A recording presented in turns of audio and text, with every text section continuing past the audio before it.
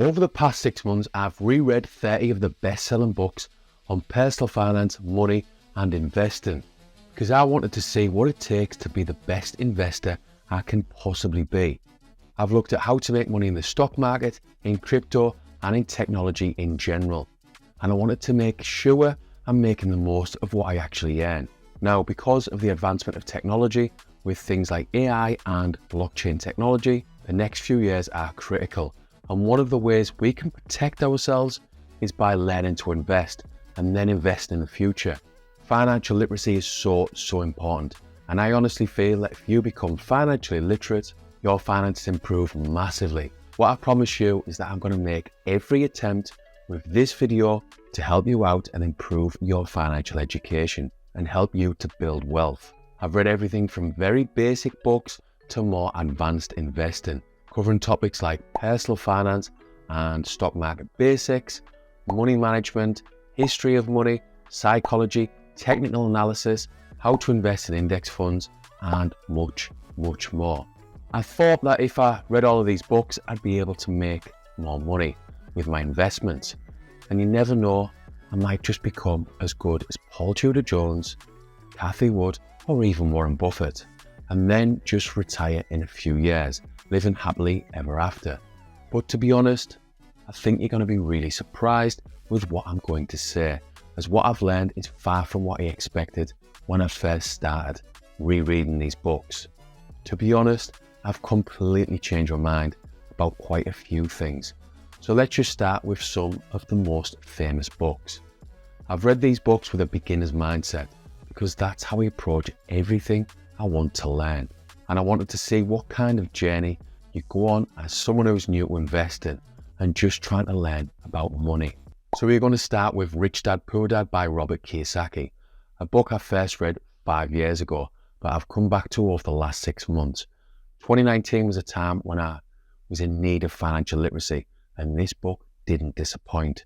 It sold around 40 million copies worldwide. It's a simple story about 2 different dads, as he puts it, showing how wealthy people act in best ways to actually get rich and then stay rich. It might seem basic, but the vast majority of us don't get told the key principles with regards to money or investing when we're young, unless you're really lucky. So basic lessons like explaining the difference between assets and liabilities, why some people waste all of the time looking rich by buying fancy cars and getting huge mortgages and big houses, but actually end up pretty poor. On the other hand, those who are actually wealthy spend the money on assets and things that actually produce income, cash flows, and increase in value over time. All of the concepts sound really basic, but they are important to understand. I like the book and I think you will get a lot out of it, and it will add to your financial knowledge. The next book is a classic and is another popular read. Think and Grow Rich by Napoleon Hill is a book, again, I first read in 2019 when I was getting into personal development, much needed personal development. It helped me as I worked towards financial literacy, but more importantly, it helped me with my mindset as it got me through a difficult period at work. I was working in Tunisia in terrible conditions. The food was horrible as I survived on tins of dry tuna, peanut butter and dry cereal, and I love my food. This doesn't scratch the surface. Let's just say it was hard. But reading this book helped me. It helped me to remain positive in difficult circumstances. It's a great book for beginners because it presents straightforward, practical principles for achieving success. The book emphasizes the power of mindset, goal setting, and persistence, making it accessible to anyone new to personal development. Hill breaks down success into simple steps, such as having a clear vision, developing a positive mental attitude, and taking consistent action. Additionally, it includes inspiring stories of successful individuals, making it both motivational and easy to understand for those starting the journey towards personal growth and financial success. After reading it again, I've found even more valuable information, a book I highly recommend. By the way, nothing in this video should be taken as financial advice, and I want to get serious for a minute. If you aren't willing to put the work in, like reading some of these books, you won't be financially literate, and you are likely to make poor financial decisions. like me before 2019. If you want to know all of my investment mistakes in detail so you can avoid them, see below. And there is a link so you can join my school community where you get access to free investing courses and you can get around other like-minded investors. Let me share with you some other books that are all going to be worth a read and are really good at getting those foundations right, because I definitely don't think you need to be jumping straight into advanced investing, not at the start anyway, as it can get very, very confusing. This next one is an important one for me, The Psychology of Money. This is a brilliant book, and it's no surprise it's been on the #1 spot for so long on the Amazon bestseller list. One of the things you need to know and understand is how important it is to have the right mindset when it comes to investing. And trust me, it's easier said than done. But this book goes into all the ways that you need to think about money, getting rich, and then most importantly, keeping that money. There's loads of really important lessons in this book. It's easy to read, which always helps, and there's no technical jargon about the finance industry. One of my favorite quotes from this book is that controlling your time is the highest dividend money pays. And also, you need a lot of time to make things actually happen. Now, the author talks a lot about Warren Buffett in this book, which we all do, but he reminds us that his success and really high net worth came through compounding returns and time, lots of it. Now, patience and controlling your own actions and emotions are some of the most underappreciated skills, in my opinion. And even after all of the books I've read on the stock market, how to pick winning stocks and invest in general, how some of the best investors have got wealthy, I'm now more convinced that your own behaviors are so much more important than, say, spending more hours looking at company financial statements. There's some great stories in this book. For example, he talks about a regular guy in the US who builds up a massive investment pot, and it's only actually found out when he passes away, when he dies.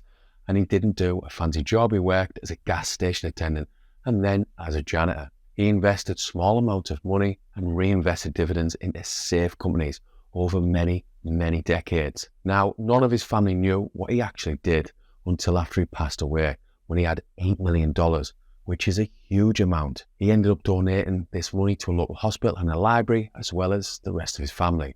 This is a brilliant story and a reminder about what's actually possible. I think this ties back to a lot of the basics from Rich Dad, Poor Dad, that a big part of money and investing is just saving as much as you can, resisting spending money all at once, and having the discipline to say, I'm not going to buy this thing or that thing today. Instead, I'm going to have a better thing in the future, and I'm going to buy my own freedom, financial freedom, through investing. And looking after your own money is really simple in theory, but you do have to get over the edge to impress other people with all your nice shiny things. And there's plenty of shiny things to buy, let's be honest. This reminds me of an important lesson from A Simple Path to Wealth, where the main takeaway is spend less than you make or earn and invest the rest. It sounds easy, but you've just got to do it over many, many years to actually get anywhere financially. There's so many people who want a shortcut to all of this and to get rich quick. I tried it for many years before 2019, but the more you look into it, the more you realize it's a marathon, not a sprint. And having the basics right, under control, cannot be stressed enough. A UK book worth reading is called Money, A User's Guide. And this is a small book you can read in just a few nights, if you take your time with it. It's packed with really good info, and it's written from the perspective of someone who's been through the same journey as most of us, where we weren't taught about money and investing at school or by our parents. We get released into the big bad world and we're expected to just find our way financially. So nice and easy to read, and highly recommend it. Another book I highly recommend is The Little Book of Common Sense Investing by John Bogle. This book explains to the reader why index investing is so important, and is a book that first nudged me towards index investing and doing it through Vanguard. Now, the majority of the books I've read over the last 6 months are more focused on investing in the stock market. But if you were interested in crypto, see below for a video that will help you to invest safely over the next 12 months. So how do we get rich? We've covered the basics, So what are the lessons from the best investors? This is where things get interesting. But I have to stress that you have to start with the basics. Benjamin Graham's Intelligent Investor is but it is a bit dry and it's pretty old. So you're not really going to get the most up-to-date information or examples, but the principles are really important. And ultimately, if you're a student of Warren Buffett, then you're a student of Benjamin Graham, as he really is considered the father of value investing. Legendary investor Peter Lynch's book, One Up on Wall Street, is another really good read, and he's one of the best investors of all time. There's loads of valuable lessons in this book. As I said at the start, I've read books on loads of topics ranging from psychology to market indicators. But if you want to learn advanced investing, if you want to learn how to pick individual stocks, for example, you need to read William O'Neill's How to Make Money in Stocks. O'Neill has been investing since 1958 and has serious credibility. He's an entrepreneur, investor, and he's founded the Investors Business Magazine and investors.com. This has really helped me to understand investing, mainly from a psychological point of view.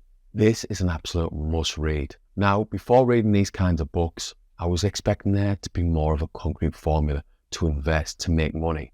You know, you do this or you do that, and then boom, you just sit back and you make money. But virtually all the best investors in the world are effectively outliers. They don't go with the crowd. They operate in an area where they have an advantage or an edge, and they find opportunities where there's less competition. And they don't just YOLO into the single hot stock that everyone already seems to know about. From what I've read, it takes hard work and obsession to become a top investor. And it's not easy, but that's the same for anything in life. To use a sporting analogy, David Beckham would not have been successful at football without thousands of extra hours of training, without hard work, without obsession.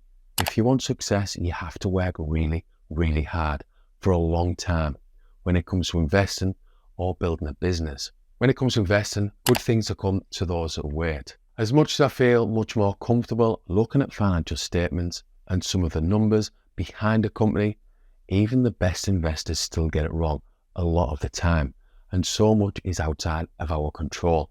Investing is an art, not a science, but you can tilt the brush in your favour by stopping yourself interfering too much and taking your emotions out of it as much as possible.